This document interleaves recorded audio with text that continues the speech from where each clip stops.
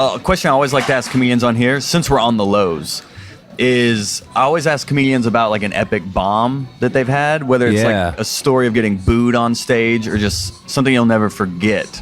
There's just epic failure. Epic bombs. I mean, there's one I've told a bunch is like I used to work the door at this club called Broadway Comedy Club, and I've been there. Yeah, it's I just was getting heckled real bad, and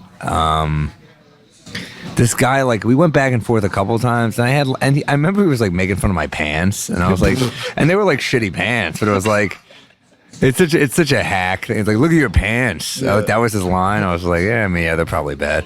But we went back and forth one time, and he said a couple things that like triggered me, and I said something that must have really triggered him, I guess. I said something I was like, yeah, you're fucking garbage. I said something like, you're a garbage person or something, and that just set him off.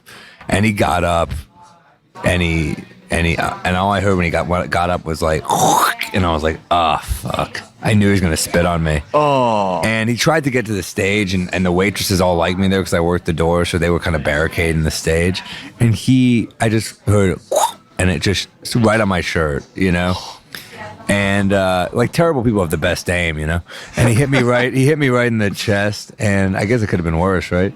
But from that distance, it was still impressive to make contact with the spit. And and then he and his girlfriend, she was humiliated, I could tell. But he was waiting. He's like, I'm going to wait outside for you. He was so worked up. And this guy, Chris Murphy, was like, I'll walk you outside. And he was like, I mean, he's weaker than me. Chris Murphy can't do shit.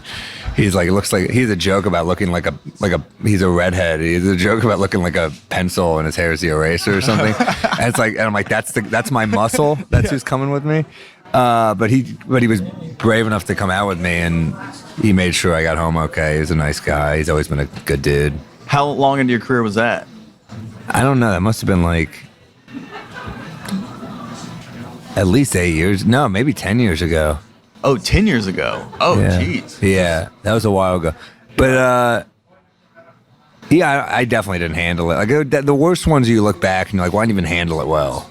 Yeah, but you never know until after. In the moment, you're just like straight survival mode. Yeah, with the crowd, I remember I tried to go back in the material after he spat on me, and I was like, well, that's not happening. Yeah. You know, I remember they were like, they were shaking. They were scared for me. And I think once they pity you, there's no turning it around. Like, they pitied me. You know,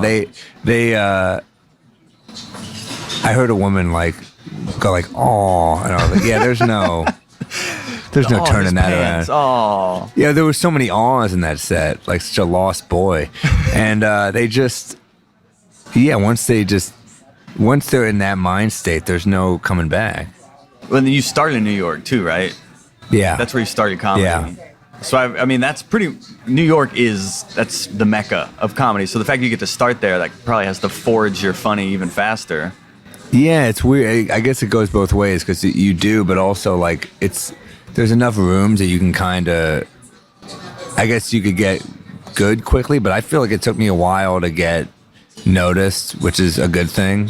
You know, like it took me a while to become who I wanted to be on stage. And like, you know, it's still a work in progress. You still want to improve. But when you start, people see you and they're like, oh, they could see you and be like, he's not funny, and they've made their mind up on you. Yeah. Or they could see you and be like, oh, he's been here for a while, he's paid his dues. So it works both ways, you know, like, but then there's those people like Hannibal Buress who just come to New York with this heat and they're already really funny, and there's so it could work both ways. Hot breath.